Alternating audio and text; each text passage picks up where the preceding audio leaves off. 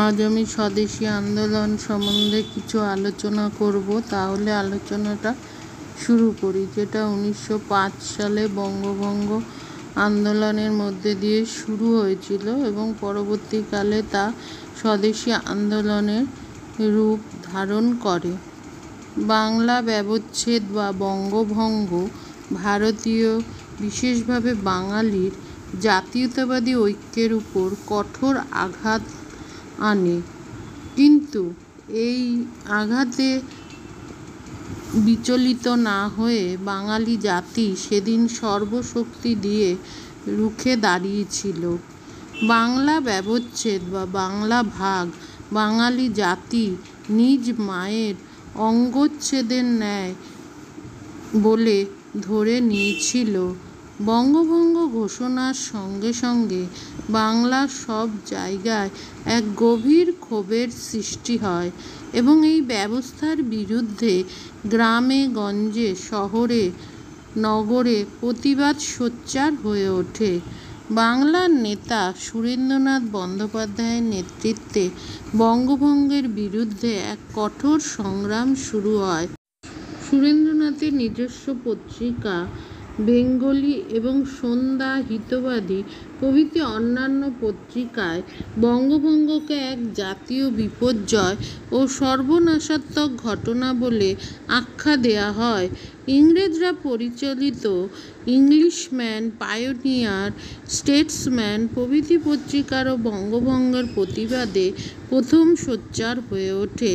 ইংল্যান্ডের London daily news, Manchester guardian, দি London Times প্রভৃতি পত্রিকায় বাংলার জনমত উপেক্ষা করে কার্জনের বঙ্গভঙ্গ ব্যবস্থার নিন্দা করা হয় এবং এই অদূরদর্শিতার কাজ হয়েছে বলে মনে করা হয়।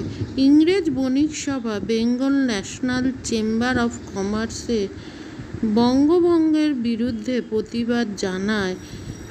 অবশ্য বঙ্গভঙ্গ বিরোধী আন্দোলন যখন অত্যন্ত তীব্র আকার ধারণ করে, তখন এই সকল স্বদেশী পত্রিকা ও প্রতিষ্ঠান সেই আন্দোলনের বিরোধিতা করতে দ্বিধা করেনি। বঙ্গভঙ্গের বিরুদ্ধে আন্দোলন শুরু হলেও বাঙালি, হিন্দু, মুসলমান, ধনী দরিদ্র, শহর ও গ্রামের সবাই সমান উৎসাহ নিয়ে এই আন্দোলনে ঝাঁপিয়ে পড়ে। সুরেন্দ্রনাথের নেতৃত্বে এই আন্দোলন এক দুর্জয় শক্তি অর্জন করেছিল। আন্দোলনের তীব্রতা ও ব্যাপকতা লক্ষ্য করে লর্ড কার্জন হিন্দু মুসলমানের মধ্যে সাম্প্রদায়িকতার বিষ ছড়িয়ে দেওয়ার উদ্দেশ্যে কূট চালে ঢাকার নবাব সলিমুল্লাহকে নিজ পক্ষে টানতে সমর্থ হন। বিভক্ত বাংলার পূর্ববঙ্গ ও আসাম প্রদেশের রাজধানী হবে ঢাকা। নবাব সলিমুল্লাহ সেখানকার সর্বাপেক্ষা সম্মানিত ও ক্ষমতাশালী ব্যক্তি হবেন এবং তার বাসস্থান ঢাকা শহর এক সমৃদ্ধশালী নগরে পরিণত হবে। এই সকল প্রলোভনে পড়ে সলিমুল্লাহ লর্ড কার্জনের বঙ্গভঙ্গের সমর্থক হয়ে ওঠেন। শুধু তাই নয়, মুসলমান সম্প্রদায়ের একাংশকে বঙ্গভঙ্গ বিরোধী আন্দোলন থেকে নিবৃত্ত রাখেন। বঙ্গভঙ্গ বিরোধী আন্দোলন বাংলা ব্যবচ্ছেদের বিরুদ্ধে কেবলমাত্র প্রতিবাদেই সীমাবদ্ধ থাকল না। প্রতিবাদে যখন ব্রিটিশ কর্তৃপক্ষের টনক নড়ল না, তখন বঙ্গভঙ্গ বিরোধী আন্দোলন ব্রিটিশ বিরোধী এক সক্রিয় আন্দোলনে পরিণত হয়। কৃষ্ণকুমার মিত্র তার সঞ্জীবনী পত্রিকায় ব্রিটিশের বিরুদ্ধে অর্থনৈতিক অস্ত্র প্রয়োগের প্রস্তাব করেন। বিলাতি সামগ্রী বর্জন করা এবং ব্রিটিশের বিরুদ্ধে বয়কট আন্দোলন শুরু করবার জন্য তার প্রস্তাব বাংলার সর্বোচ্চ সমর্থন লাভ করে। বয়কট আন্দোলন অবশ্য সর্বপ্রথম মফস্বল শহরে শুরু হয়। খুলনা জেলার বাগেরহাট মহকুমা শহরে এক মহতী জনসভায় বঙ্গভঙ্গ রদ না হওয়া পর্যন্ত বিলাতি কোনো প্রকার সামগ্রী ব্যবহার না করা অর্থাৎ বয়কট করা এবং 6 মাস কাল কোনো প্রকার উৎসব বা আনন্দ অনুষ্ঠানে যোগদান না করার শপথ গ্রহণ করা হয়। অমৃতবাজার পত্রিকার মাধ্যমে লালমোহন ঘোষ প্রস্তাব করেন যে ব্রিটিশ সরকারকে ভারতের জনমত সম্পর্কে সচেতন করে তোলার শ্রেষ্ঠ পন্থা হলো বিলাতি বস্ত্র বর্জন করা। এইভাবে বিলাতি বস্ত্র ও অপরাপর সামগ্রী বর্জনের আন্দোলন শুরু হয়। সুরেন্দ্রনাথ বন্দ্যোপাধ্যায়, কালীপ্রসন্ন, কাব্যবিশারদ প্রভৃতি নেতার নামও বয়কট আন্দোলন সফল করে তুলবার ব্যাপারে উল্লেখযোগ্য। বয়কট আন্দোলন কেবলমাত্র বিলাতি সামগ্রী বর্জনেই সীমাবদ্ধ ছিল না। জেলা বোর্ড, মিউনিসিপ্যালিটি, পঞ্চায়েত প্রভৃতির সদস্যপদ ত্যাগ, অবৈতনিক ম্যাজিস্ট্রেট পদ ত্যাগ প্রভৃতি বয়কট আন্দোলনের অন্তর্ভুক্ত হয়। কলকাতার বিভিন্ন কলেজের ছাত্ররা এক সভায় সমবেত হয়ে বয়কট আন্দোলনের সমর্থন এবং বঙ্গভঙ্গের প্রতিবাদ জানায়।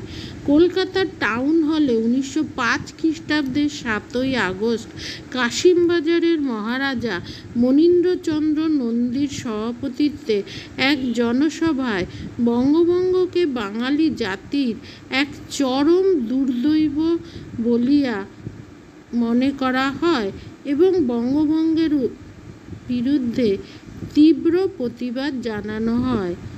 সেই দিন কলকাতার ছাত্র সমাজ এক বিশাল শোভাযাত্রা করে টাউন হলের সভায় উপস্থিত হন। সভায় এত বেশি জনসমাগম হয়েছিল যে টাউন হলের বাইরে আরও 2টি সভার ব্যবস্থা করার প্রয়োজন হয়েছিল। এই দুইয়ের একটি সভাপতিত্ব করেন ভূপেন চন্দ্র বসু, অপরটি অম্বিকাচরণ মজুমদার। ওই বৎসরই মহালয়ার দিনে সেপ্টেম্বর 28, 1905 খ্রিস্টাব্দ কলকাতার কালীঘাটের কালীমন্দির প্রাঙ্গণে বিরাট সংখ্যক বাঙালি সমবেত হয়ে বিলাতি সামগ্রী ব্যবহার না করার এবং বিদেশি দোকান থেকে কোনো সামগ্রী না কিনবার শপথ বাক্য গ্রহণ করেন। এই ভিন্ন কার্জনের বঙ্গভঙ্গকে অপ্রয়োজনীয়, অন্যায়মূলক, স্বেচ্ছাচারমূলক কাজ বলে নিন্দা করা হয় এবং বয়কট আন্দোলনকে পূর্ণমাত্রার সমর্থনের শপথ গ্রহণ করা হয়। ক্রমে বয়কট আন্দোলন বাংলার সর্বত্র বিস্তার লাভ করে। বাংলার ছাত্র সমাজ বিলাতি সামগ্রী যাতে কেউ ক্রয় না করে সেজন্য দোকানে দোকানে পিকেটিং করতে লাগে। বয়কট আন্দোলন এমন ব্যাপক আকার ধারণ করে যে উড়িষ্যার পাচকগণ সাহেবদের খাবার তৈরি করতে অস্বীকার করে। মুচিরা বিলাতি জুতো মেরামত করতে রাজি হয় না। বিলাতি লবণ, চিনি, বস্ত্র প্রভৃতি পুজো পার্বণে ব্যবহার করলে পুরোহিতরা পূজা করতে অসম্মত হয়। এইভাবে উচ্চ নীচ, ধনী দরিদ্র, শহরবাসী গ্রামবাসী নির্বিশেষে সকলে বয়কট আন্দোলনে যোগদান করলে বয়কট এক সর্বাত্মক বিলাতি বর্জনে পরিণত হয়। বয়কট আন্দোলন ছিল নেতিবাচক আন্দোলন। এর পরিপূরক হিসাবে স্বদেশী সামগ্রী প্রস্তুত ও ব্যবহার করা প্রয়োজন ছিল। স্বদেশী আন্দোলন বলতে এই উভয় চেষ্টাকেই বোঝায়। বিলাতি দ্রব্য বর্জন করবার সঙ্গে সঙ্গে বিলাতি সামগ্রীর স্থান গ্রহণের জন্য স্বদেশী শিল্পজাত সামগ্রী তৈরি করা প্রয়োজন ছিল। বিলাতি সামগ্রীর প্রতিযোগিতায় মৃতপ্রায় বা মৃত দেশীয় শিল্পগুলোকে পুনরুজ্জীবিত করে তুলে ভারতকে আত্মনির্ভরশীল করে তোলা এবং বিলাতি সামগ্রী বিশেষভাবে ম্যানচেস্টারে প্রস্তুত বস্তাদি বর্জন করে ব্রিটিশ জাতিকে অর্থনৈতিক দিক দিয়ে ক্ষতিগ্রস্ত করা ও বঙ্গভঙ্গ রদের জন্য চাপ সৃষ্টি করা ছিল স্বদেশী আন্দোলনের উদ্দেশ্য। স্বদেশী আন্দোলনে ছাত্র সমাজের উল্লেখযোগ্য অবদান ছিল। বিলাতি সামগ্রী বিক্রি, বাধাদানের জন্য পিকেটিং, বিলাতি বস্তাদি সংগ্রহ করে তাতে অগ্নিসংযোগ প্রভৃতির মাধ্যমে বাংলার ছাত্র সমাজ সর্বত্র জাতীয়তাবাদী উৎসাহের সৃষ্টি করেছিল। বঙ্গভঙ্গ রোধ আন্দোলন ভারতবাসী, বিশেষভাবে বাঙালি জাতিকে এক অভূতপূর্ব জাতীয়তাবাদী চেতনার উদ্বুদ্ধ করে তুলেছিল। রবীন্দ্রনাথ ঠাকুর, রজনীকান্ত সেন, দ্বিজেন্দ্রলাল রায়, হেমচন্দ্র বন্দ্যোপাধ্যায়, রঙ্গলাল বন্দ্যোপাধ্যায় এবং আরও অনেকের রচিত স্বদেশী সঙ্গীত বাংলার আকাশ বাতাস মুখরিত করে তোলে, বাঙালি জাতিকে এক নবশক্তি দান করে। মুকুন্দ দাস দেশাত্মবোধক গান গেয়ে বাংলার শহর ও গ্রামাঞ্চলের জনসাধারণকে স্বদেশপ্রেমে মাতাইয়া তুলেন। সুরেন্দ্রনাথ ও বিপিনচন্দ্রের বাগ্মিতায় উদ্বুদ্ধ হয়ে বাঙালি জাতি সাহেবী পোশাক ত্যাগ করে, ছাত্র সমাজ স্কুল কলেজ বর্জন করে, উকিল মোক্তার আদালত ত্যাগ করে স্বদেশী আন্দোলনকে শক্তিশালী ও ব্যাপক করে তোলে। বহু জমিদার ব্যবসায়ী নিজেদের নিরাপত্তার কথা ভুলে গিয়ে ব্রিটিশ বিরোধী এই আন্দোলনে যোগদান করে। স্বদেশী আন্দোলনের উদ্দীপনার দেশীয় কাপড়ের কল, ব্যাংক, জীবন বীমা কোম্পানি, লবণ, চিনি, দেশলাই, ঔষধ, সাবান প্রভৃতি প্রস্তুতের কারখানা স্থাপিত হয়। বহু বৃহদায়তন ও ক্ষুদ্রায়তন শিল্প এই আন্দোলনের সূত্রে গড়ে ওঠে। স্বদেশী আন্দোলন প্রাথমিক পর্যায়ে অর্থনৈতিক উদ্দেশ্যে প্রণোদিত হলেও ক্রমে ইহা স্বদেশীয় সব কিছুর প্রতি গভীর মমত্ববোধ জাগিয়ে তোলে। স্বদেশী আন্দোলন ভারতের জাতীয় আন্দোলনকে বহুদূর এগিয়ে দিয়েছিল। লর্ড কার্জনের চেষ্টায় বঙ্গভঙ্গ রোধ আন্দোলন থেকে মুসলমান সম্প্রদায়ের একাংশ বিচ্ছিন্ন থাকলেও লিয়াকত হোসেন, আবুল হালিম গজনবী, আব্দুল রসুল, মোহাম্মদ ইসমাইল প্রমুখ গণ্যমান্য মুসলমান এই আন্দোলনে যোগদান করেছিল। 1905 খ্রিস্টাব্দে 16ই অক্টোবর যেদিন বঙ্গভঙ্গ কার্যকর হয়, সেই দিন বাঙালি জাতি উপবাস থেকে দিনটিকে জাতীয় শোক দিবস হিসাবে পালন করেছিল। রবীন্দ্রনাথ সেই দিন রাখিবন্ধন উৎসব পালন করেন। দ্বিখণ্ডিত বাংলার মানুষকে ভাই ভাই তাদের ভ্রাতৃত্ববোধ যে অটুট এবং অবিচ্ছেদ্য তার প্রতীক হিসাবে হিন্দু, মুসলমান, খ্রিস্টান নির্বিশেষে পরস্পরের হাতে রাখি বেঁধে দেয়। ফেডারেশন হল বা মিলন মন্দিরের ভিত্তি স্থাপন করে তারা বাঙালি জাতির ঐক্য যে অটুট সে প্রমাণ দেয়। স্যার নীলরতন সরকার, স্যার গুরুদাস বন্দ্যোপাধ্যায়, সুরেন্দ্রনাথ বন্দ্যোপাধ্যায়, মতিলাল ঘোষ, আব্দুল হালিম গজনবী, লিয়াকত হোসেন প্রভৃতি এই ভিত্তি স্থাপন উপলক্ষে উপস্থিত ছিলেন। অসুস্থ অবস্থায় আনন্দমোহন বসু উপস্থিত হয়ে মিলন মন্দিরের ভিত্তিপ্রস্তর স্থাপন করেন। স্বদেশী আন্দোলন বাংলার সীমা ছাড়িয়ে বোম্বাই, পাঞ্জাব, মাদ্রাজ, ভারতের বিভিন্ন জায়গায় ছড়িয়ে পড়েছিল। বাল গঙ্গাধর তিলক, শ্রীমতী কেতকার, শ্রীমতী যোশী প্রভৃতি বোম্বাইয়ে স্বদেশী আন্দোলনের নেতৃত্ব দান করেছিল।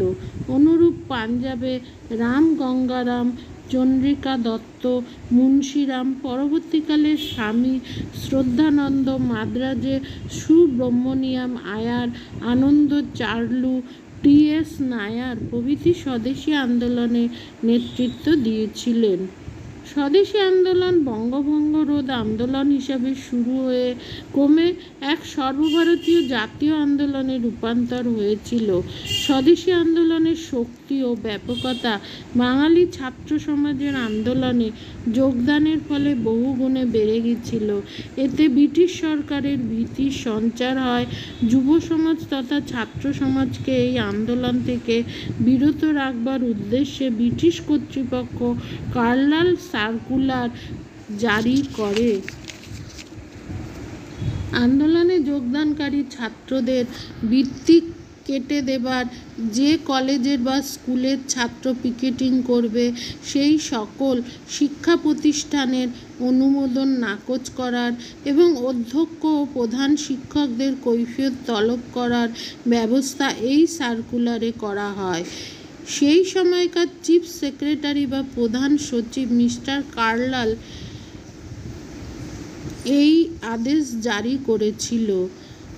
তদানীন্তন শিক্ষা অধিকর্তা মিস্টার পেডলার ছাত্র পিকেটিং করার অভিযোগে জনৈক অধ্যক্ষের কৈফিয়ত চেলে এক দারুণ বিক্ষোভের সৃষ্টি হয়।